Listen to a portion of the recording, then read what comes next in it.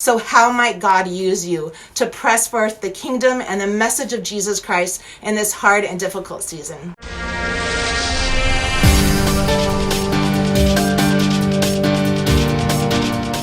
This is Jen Avellaneda, and I just wanted to get on here and encourage you guys today. I know that a lot of you are right in the middle of just what we all know as the coronavirus, and I just wanted to give you a little bit of encouragement. I was born at Providence Hospital in Everett, Washington, here in the Northwest, and Providence Hospital is the place of the first known case of coronavirus in the United States of America. And so it began to spread here in Washington, and my parents live 6 houses down from this hospital. My kids were born here, and we have just seen what this virus has done in our community. At the same time, we have also seen a good and faithful God who has been at work through it all. And so I just want to share a little bit about that with you today. Before I share that, though, I just wanted to talk about the Apostle John super quick. I was up last night and just filled with passion about this apostle. He was so incredible, and I learned things that I had never known before about the Apostle John. And so one of those things is that he was 15 years old when he began to follow Jesus. He was the youngest disciple, but he also lived to be the oldest disciple. So he didn't die until he was 80 years old. So his reign and his potential to preach the gospel was longer than any other of the disciples.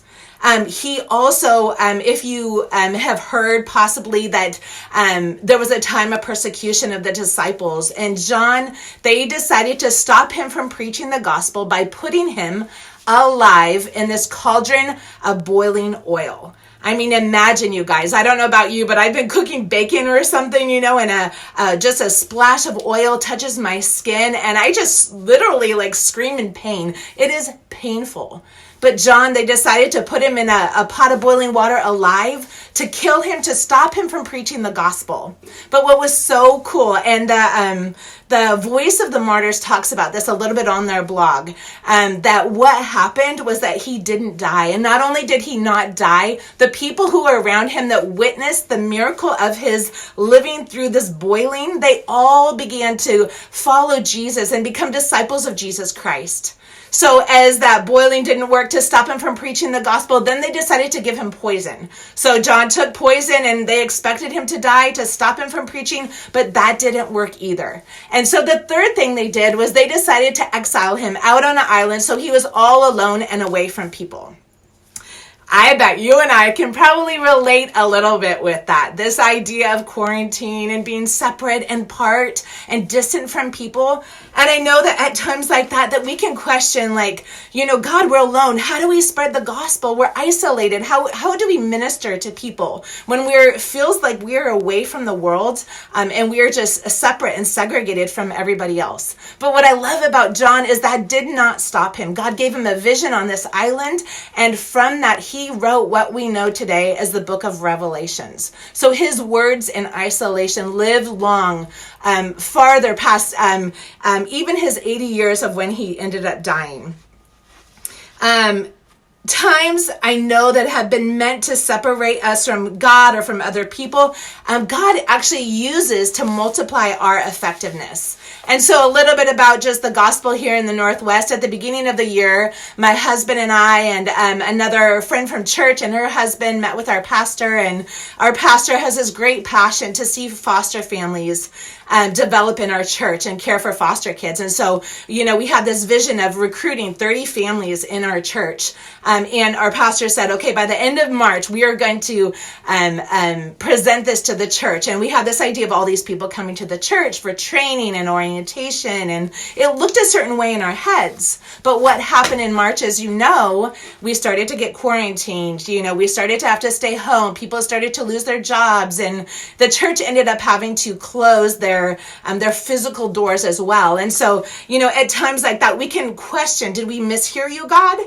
Did we not catch your call or your vision or your passion? Do you just have it on hold? Do we do it later? What does that look like? And when we don't understand God's plan, I know that we can justify it, or we can even question the authenticity of it in the first place. But what I love about God is he doesn't change his plans. Romans 11:20 says that God's gifts and his calls are irrevocable.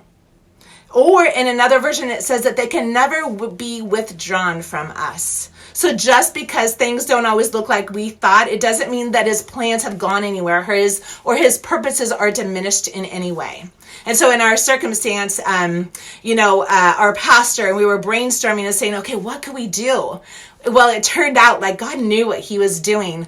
These families were normally, they're busy. I know we're really busy usually with sports and activities and work and all these things. What happened is that God just kind of stilled our community. Everybody was home. Everybody's, really looking for something to do. And they're especially looking for a way to advance and further the gospel. And so our pastor, in his wisdom, he said, let's look at online training. And I emailed a couple of people and found out that we here in the Northwest have online training where you can become licensed as a foster parent right from your home. And so that was a great opportunity that although our plan was to have the church open up and people come and flood it and do training together, we are now getting ready to facilitate a church body that's going to move forward and go through the licensing process together from our home online. And in fact, on Thursday, we are having our first orientation. We are having a Zoom call, which is so great. I know a lot of you guys have already used Zoom and other kind of social media platforms to communicate with one another. And so we're having this orientation. We're praying for at least 30 families, a minimum. So if you guys could be praying with us, that God would just move and motivate hearts, because we believe that God knew what he was doing all along, even before coronavirus. He had a call and a purpose for these kids and for our church and for many of you out there as well to care for orphans. What I also found out was that during this quarantine period of coronavirus is that there's kind of a movement started in a different state that they call it a social experiment, which is basically to leave kids in their homes, regardless of what they look like, to offer support or services for them where they're at, and to not remove them into care.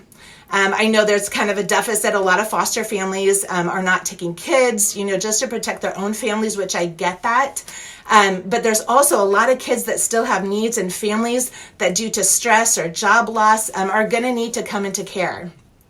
In northern Texas, already within 1 week, there were 6 kids that came in with critical injuries, and most of those kids were under 4 years old. And that is more than a month's worth of kids that come into care, usually at that specific hospital. And so what we know is there is about to be this big move and this big need for foster families in our community. And what is so cool is that God knew this. He planned this.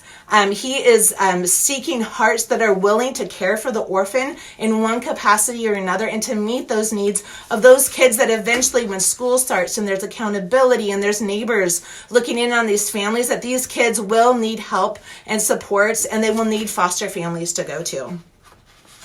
What may look like a dead end, like in our situation or in the Apostle John's life, it can actually lead to a door that's bolted open for the gospel to spread faster and farther than it ever might have in the first place. God, he never ever wastes a crisis. His plans are often moving when we can't see, in the shadows, and he wants to do great things in and through us. In closing, if you feel called, as I've shared a little bit about foster kids, to look into fostering, you can go online. Your state, I know in Washington, you can just Google becoming a foster parent and then our state, Washington State, and resources will come up. There'll be people you can email or call and get information. You can do that in your state. If you want to talk to me directly, I blog at richfaithrising.com, and you can find my email there, and please feel free to ask me questions. I'll try to be as honest and transparent and just authentic as possible to share you our experience over the years of what it's been like for us with fostering. So the gospel, it will always go fast and farthest in times of great trials and persecution. And I just wanted to close with Laura Krokos from Missional Women, who I just absolutely adore. She had this on her Facebook page, and I'm just going to read it to you really quick. It says, while in quarantine, Shakespeare wrote, King Lear. While in quarantine, Isaac Newton developed calculus and discovered gravity. While under house arrest, Paul wrote part of the New Testament. While in prison, John Bunyan wrote Pilgrim's Progress. Consider what kingdom work you could do while you are staying at home.